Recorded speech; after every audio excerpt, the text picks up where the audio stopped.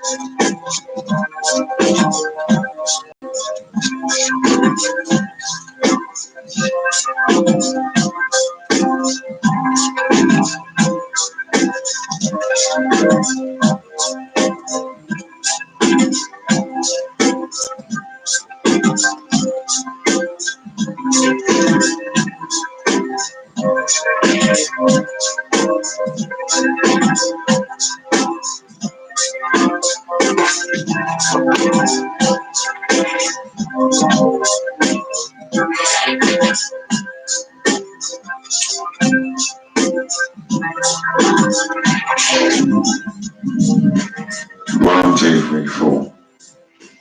Right. So today we're going to look at The Secret History of the World by Jonathan Black. That's what we're reading.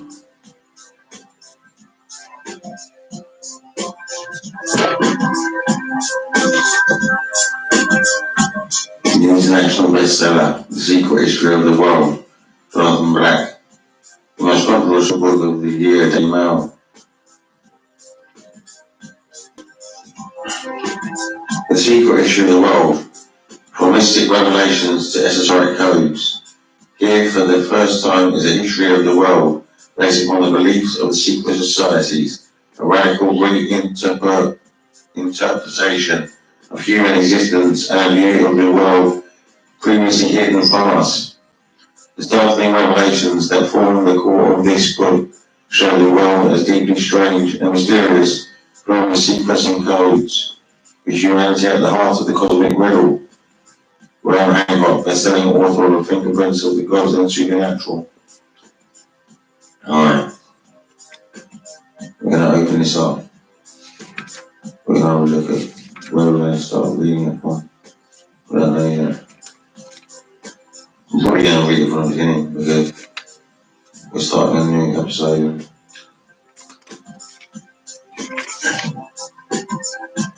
Alright, we'll read the preface. This is a brand new episode of the English Fundamentalist Academy. We're starting off reading The Secret History of the World by Jonathan Black.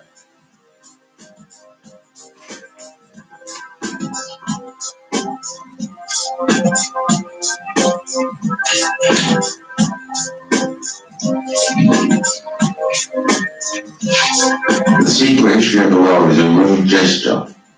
Now, gesture means like a signification or like an indication with body language or with a tone. That's what a gesture is. So the secret history of the world is a rude gesture. A rude gesture. It's like a point. It's like a pointing. It's a gesture. It's not really explaining properly something proper.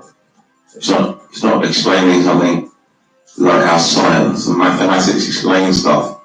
Spirituality is not like that. Spirituality just points at a direction. So he says it's a rude gesture.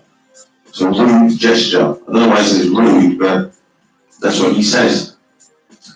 So the secret issue of the world is a rude gesture in the face of know-it-alls who make up our intellectual elite, the control freaks who would like to decide what is acceptable for us all to think and believe. These days, the scientific materialistic view is dominant. Sadly, to talk about any form of spirituality is to risk being mocked a bit nutty. Yet there are many intelligents in Seattle all around who are actually interested in it. In angelology, alchemy, the Kabbalah, yoga, the chaplains, and who are curious about groups like the Rosicrucians. I've written this book to try to show how all these things hang together, and together they form a coherent. Coherent means like a narrated story from beginning to end, telling you something. That's what coherent means. And covenant means that it's a very good working book. It's like it's very it works. It's sort of like covenant. It's like sort of like I can't really describe it. You're gonna have to study it. Covenant.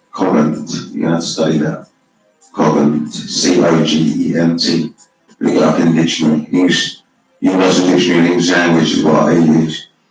You need an etymology dictionary anyway, you need an etymology one.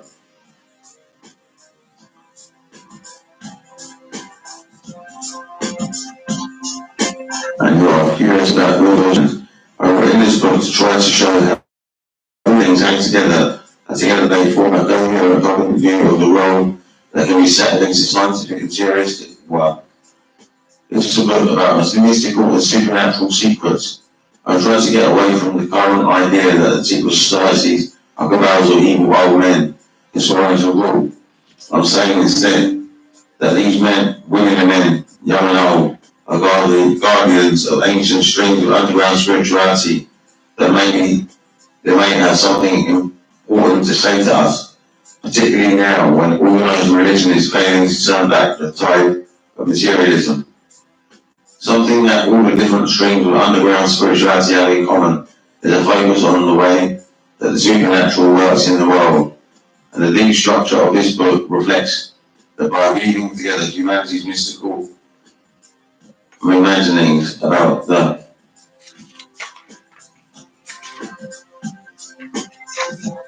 origins of the cosmos, its history and the future, magical stories of created gods and spirits, magic and their depths.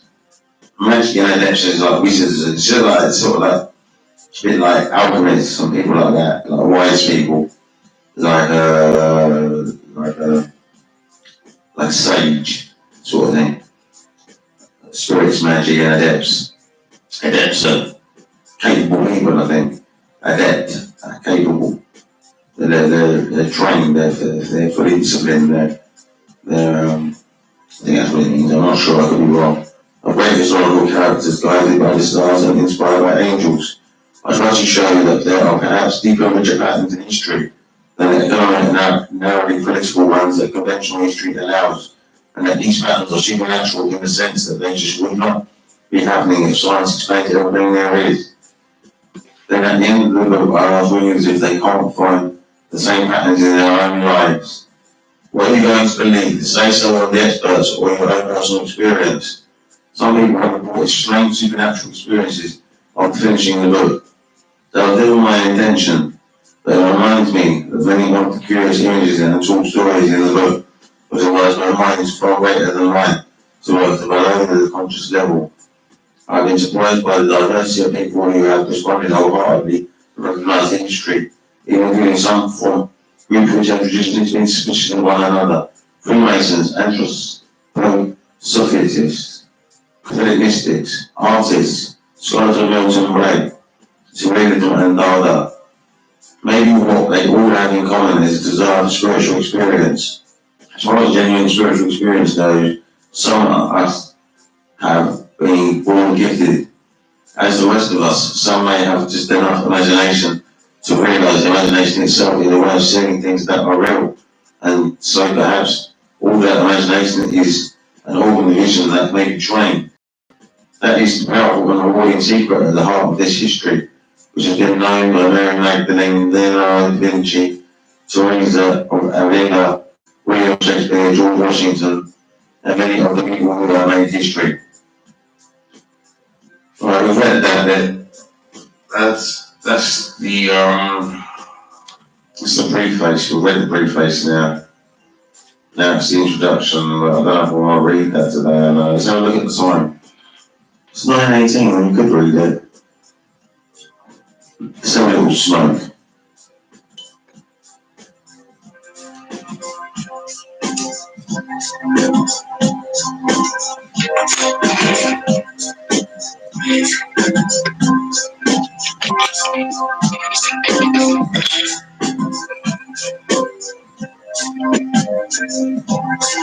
This is a brand new episode, brand new start of the English Science Fundamentalist Academy. We're going to get to the bottom of this. We're going to get to the bottom of this language.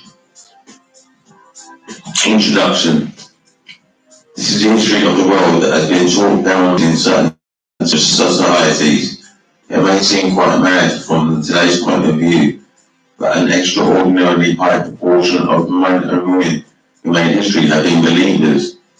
Historians of the ancient world tell us that from the beginnings of ancient Egyptian civilization to the collapse of Rome, public temples in places like Thebes, Eleusis, and Ephesus had three enclosures attached to them. Classical scholars refer to these enclosures as the mystery schools. Here, meditation techniques were taught by the political and cultural elite. Following years of preparation,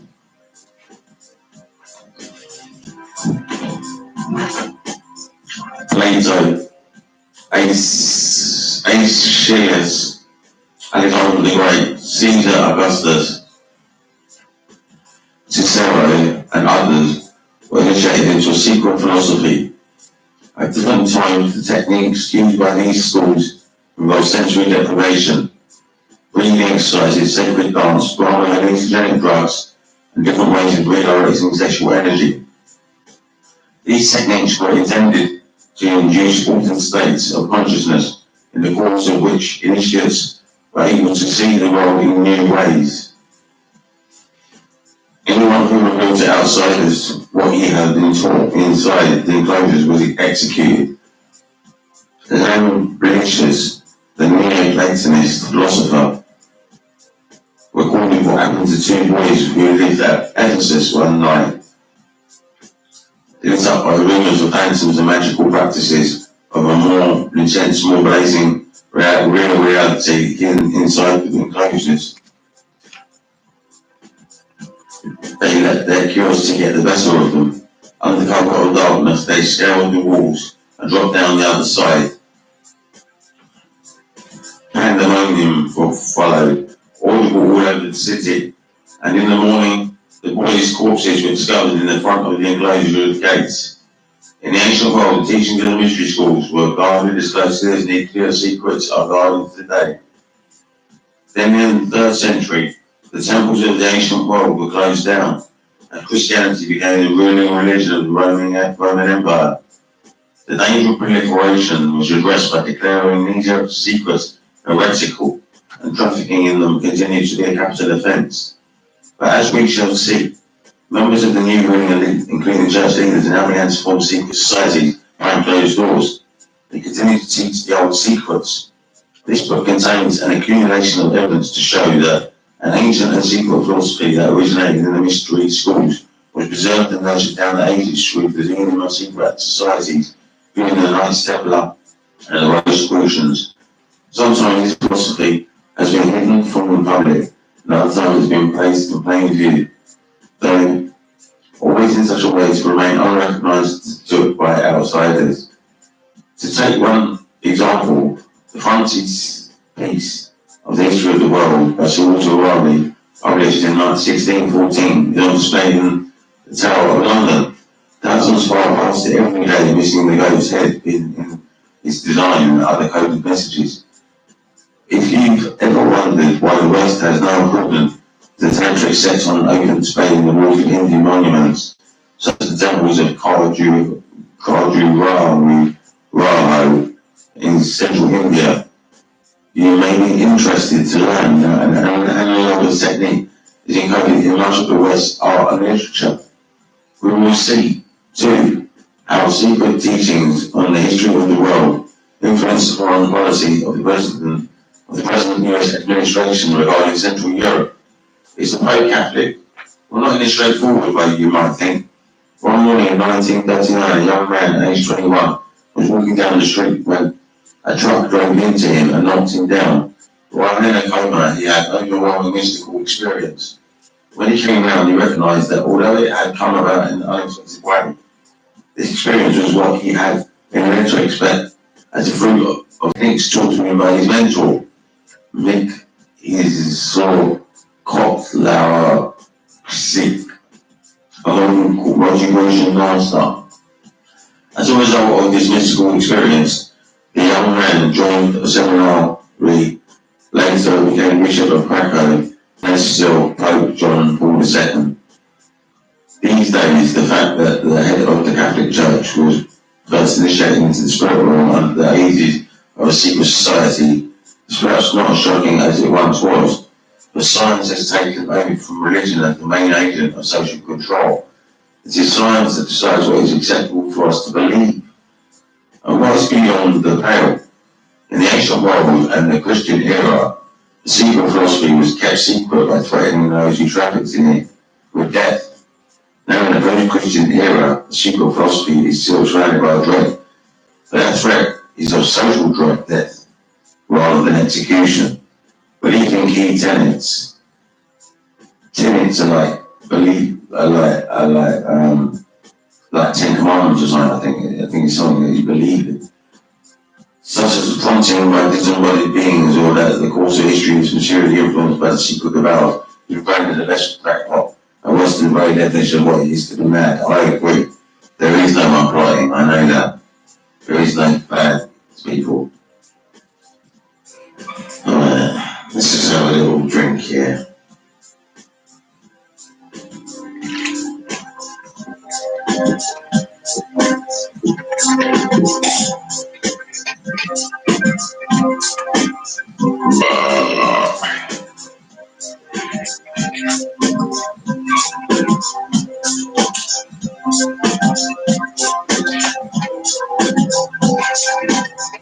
In mystery schools, candidates wishing to join were made to fall down a well, undergo trial by water, squeeze through a very small door, and hold logic-topping discussions with anthropomorphic animals. Renabelle, Lewis Carroll is one of the many children's writers.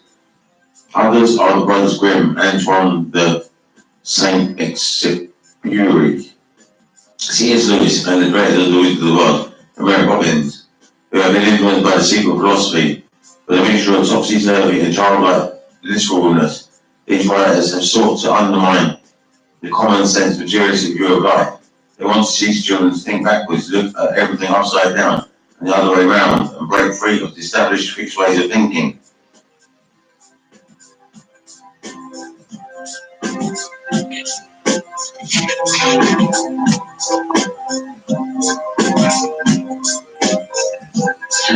Well, I don't think I'm going to read the whole book out, because that is just probably a bit boring. It's not really necessary. I'm not going to read the whole book out. I'm going to scan and read this. Basically, just making out that there's other people that have done secret history.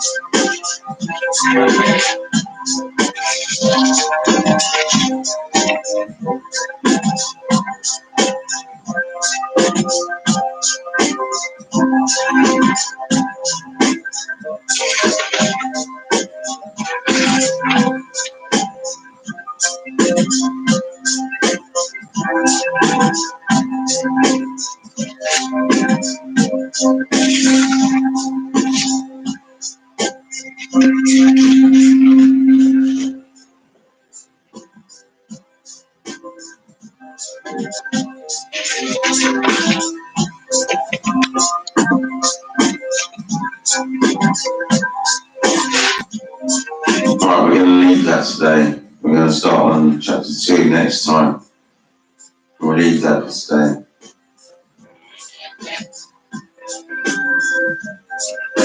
That's the end of the English Irish Fundamentalist Academies for today.